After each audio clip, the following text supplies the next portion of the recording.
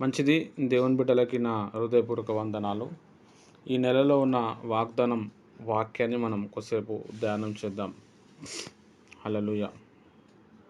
మనం అందరము యోహాను సువార్త 15వ అధ్యాయం తీద్దాం.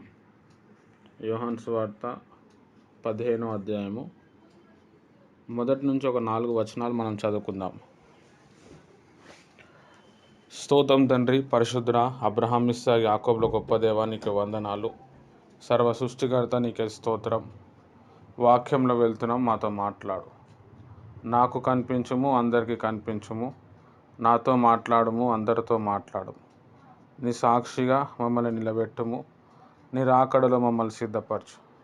ఈ నెలకు కావాల్సిన అన్ని ఆశీర్వాదం మాకు అనుగ్రహించి మమ్మల్ని బలపరచుమని యేసుక్రీస్తు నామంలో ప్రార్థిస్తున్నాను తండ్రి. ఆమెన్. మంచిది. దేవుని బిడ్డలకి నా హృదయపూర్వక వందనాలు. మరి నిన్నటి దినమున ఈ వాగ్దానం వాక్యము చెప్పాలి, టైం దొరకలేదు. ఈ టైంలో దేవుడిచ్చాడు. ఈరోజు ఈ నెలలో మనకిస్తున్న వాగ్దానం ఏంటంటే, ఈ నెలలో మనం ఎక్కువగా దేవునితో బాగా అంటుకట్టబడి ఉంటాం. దాని తర్వాత పరిశుద్ధమైన జీవితంలో ఎక్కువ ఎదగటానికి ప్రయత్నం చేస్తాము. తర్వాత ఎవరైతే మనం దేవునిలో పడిపోయామో వాళ్ళందరం కూడా మళ్ళీ మనం ఏం చేస్తాము అంటే దేవునిలో బాగా స్ట్రాంగ్ అవుతాం ఈ మే నెలలో. హల్లెలూయా. తర్వాత ఈ నెలలో మనము ఎక్కువగా దేవునితో బాగా రిలేషన్షిప్ మెయింటైన్ చేస్తాం. దేవునిలో ఏదైతే సారం ఉందో, దేవునిలో ఏదైతే శక్తి ఉందో ఆటోమేటిక్ మనకి ఈ నెలలో మనకి దేవుడిస్తాడు. ఇక్కడ యోహాను సువార్త 15వ అధ్యాయం మొదటి వచనంలో ఏమంటుందంటే, నేను నిజమైన ద్రాక్షావల్లిని, నా తండ్రి వ్యవసాయకుడు. నాలో ఫలింపని ప్రతి తీగను ఆయన తీసి పారివేయును. ఫలించు ప్రతి తీగ మరి ఎక్కువగా ఫలింపవలనని దానిలోన పనికిరాని తీగలను తీసివేయును. ఈ నెలలో దేవుని ప్రియమైన వారలారా, మనం ఇక్కడ చూస్తే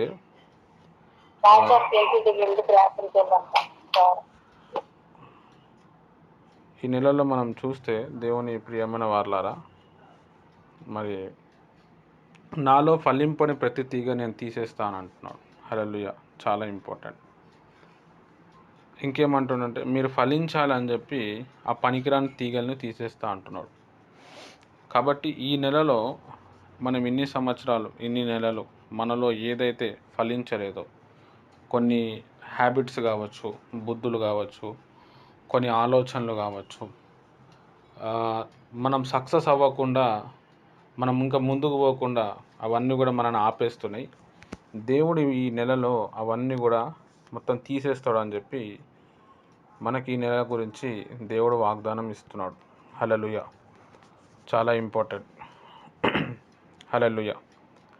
పనికిరాని తీగలన్నీ కూడా మీ లోపలికి వెళ్ళి నేను తీసేస్తాను, ఎందుకంటే మీరు ఫలించాలి కాబట్టి అంటున్నాడు. అంటే దేవుడు ఈ నెలలో మనతో చాలా స్పెషల్గా మాట్లాడతాడు. తన ఉద్దేశాలు మనకి బయలుపరుస్తాడు. తర్వాత మన లోపల ఏదైతే లోపాలు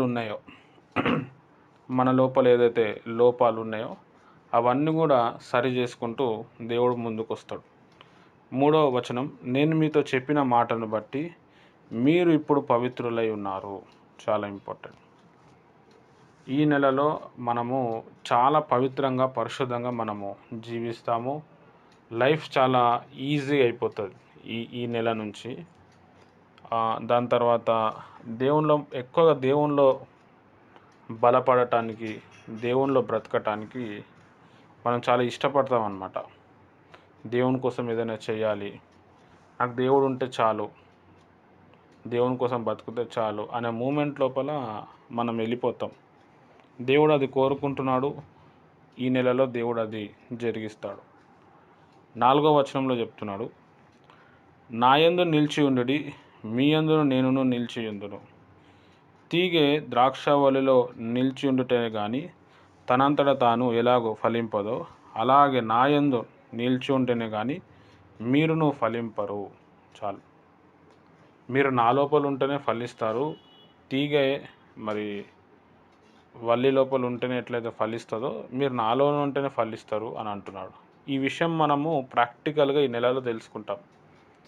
దేవునిలో లేకపోతే మనం సెట్ అవ్వము, దేవుడు లేకపోతే దేవునిలో కట్టబడకపోతే మనం సక్సెస్ కాము అని మనకే ప్రాక్టికల్గా దేవుడు కొన్ని అనుభవాల ద్వారా మనకు నేర్పిస్తాడు.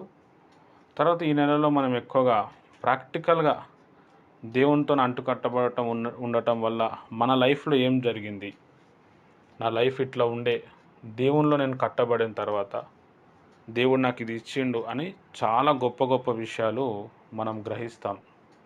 హల్లెలూయా. కాబట్టి దేవుని ప్రియమైన వాళ్ళారా, ఈ వాక్యం వింటున్న ప్రతి వ్యక్తికి ఈ వాక్యం అందరూ కూడా వర్తిస్తుంది. ఈ మే నెలలో దేవుడు మనకి ఈ వాగ్దానం ఇస్తూ ఉన్నాడు. ఈ వాగ్దానం కోసము, ఈ మాటల కోసం మీరందరూ కూడా ప్రార్థన చేయండి. మీ పట్ల దేవుడు గొప్ప కృప చూపిస్తాడు.